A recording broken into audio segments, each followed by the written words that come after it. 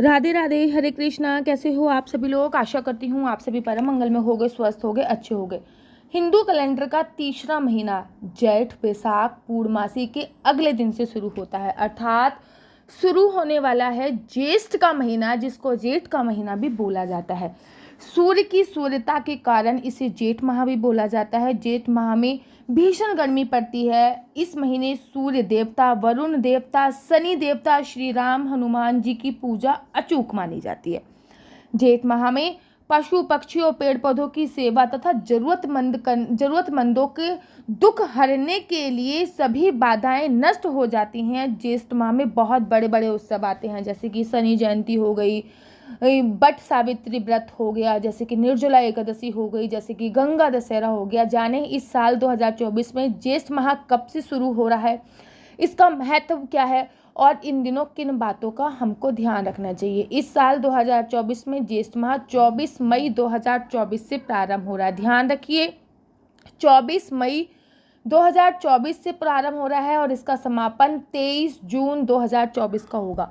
जेठ का महीना जो होता है वो मंगल देवता को आधारित होता है, अर्थात महीने के हिसाब से जो जेठ का महीना है वो अत्यधिक गर्मी पड़ने के कारण मंगल देवता पर आधारित होता है। और इस साल के जो देवगुरु भी हैं, इस साल के जो अधिपति हैं वो भी मंगल है। तो मंगल की पूजा अर्चना वंदना करने के लिए जो जेठ का महीना है ना, ये बहुत ज़्यादा सर्वोत्तम है। इस महीने जल का दान करने से व्यक्ति के साथ सारे के सारे पाप जो होते हैं वो धुल जाते हैं और समस्त मनोकामनाएं पूर्ण होती हैं। पहले मैं आपको बताती हूँ जेठ का माह खास क्यों है। इस महीने के जो स्वामी हैं वो मंगल ग्रह हैं, जिसे ज्योतिष में साहस प्रतीक का स्वामी माना जाता है। यह महीना भगवान विष्णु और बजरंग बली का भी प्रिय महीना है। कहते हैं भगवान राम और हनुमान जी का मिलन इसी महीने में हुआ था। जेठ के महीने में ही शनि देव जी का जन्म हुआ था। इस महीने के मंगलवार को श्री राम जी पहली बार हनुमान जी से मिले थे। पति की लंबी आयु के लिए जेठ के महीने में ज्येष्ठ माह में बट सावित्री का व्रत बहुत पुण्यदायी माना जाता है। सूर्य देवता को प्रसन्न करने के लिए जेठ माह में रविवार के व्रत करने से मान सम्मान वृद्धि, करियर में लाभ मिलता है। और हाँ, अगर आप रविवार के व्रत प्रारंभ करना चाहते हो जो कि सूर्य देवता से आधारित होते हैं, तो आपको जेठ के महीने में ही उठाने चाहिए, जिससे आपके सूर्य देवता मजबूत होते हैं।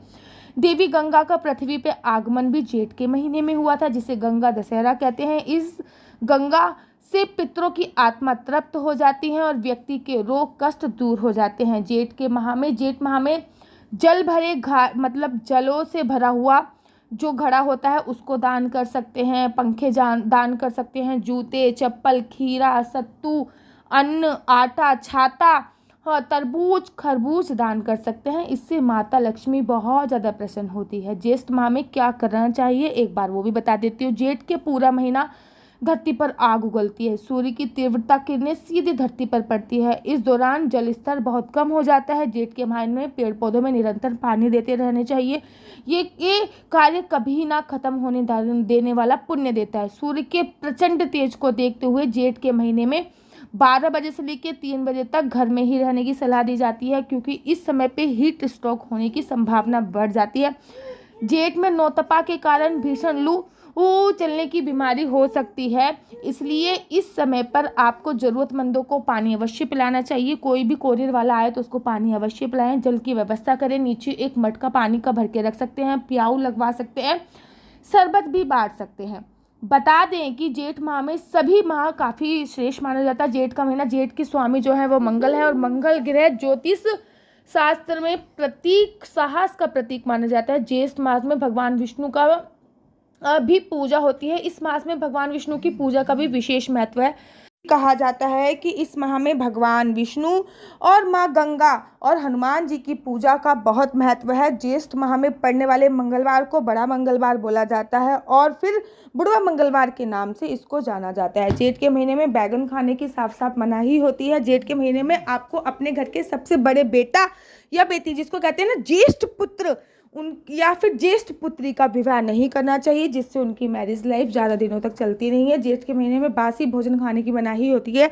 जेठ के महीने में तरल पदार्थों का सेवन करना चाहिए। और अगर आपको अपनी कुंडली दिखानी है तो केवल आपको अपना डेट ऑफ बर्थ मेरे व्हाट्सएप नंबर पे भेजना होगा। मेरा व्हाट्सएप नंबर है 4/9/20/25/65।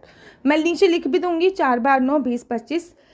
इस पर आप अपनी कुंडली मुझसे दिखा सकते हैं, अपने बच्चों की कुंडली मुझसे दिखा सकते हैं, अपने हस्बैंड की कुंडली दिखा सकते हैं।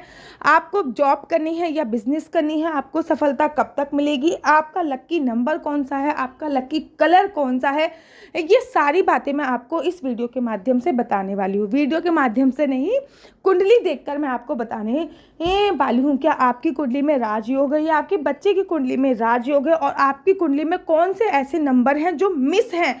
अगर उसके बारे में भी जान सकते हो तो ये आप मुझसे अपनी कुंडली दिखा सकते हो। कुछ नहीं करना, मेरा व्हाट्सएप नंबर है 4/9/20/25/65। उस पर आपको मुझे अपनी डेट ऑफ बर्थ भेजनी है। इसमें एक छोटी सी फीस है क्योंकि ये फ्री सेवा नहीं है, इसमें आपको एक छोटी सी फीस देनी पड़ेगी, और उसके बाद मैं आपकी सभी समस्या का समाधान कुंडली के माध्यम से करूंगी कि आपकी कुंडली में कौन सा योग है और आपको कौन कौन सी रेमेडी करनी है। और अगर आपको मेरी वीडियो अच्छी लगती है तो आप अपना यूट्यूब चैनल हरि बोल को लाइक शेयर सब्सक्राइब करना बिल्कुल भी मत भूलिए। तब तक के लिए मुझे दीजिए इजाज़त। राधे राधे, हरे कृष्णा, हरि बोल। जेठ के महीने में गंगा दशहरा और निर्जला एकादशी भी आती है, जिसकी वीडियो जल्दी ही मेरे यूट्यूब चैनल पर मिल जाएगी, जो कि बड़ी एकादशी है, साल की सबसे बड़ी मैं ये कह सकती हूँ एकादशी है। तब तक के लिए मुझे दीजिए इजाज़त। राधे राधे, हरे कृष्णा, हरि बोल।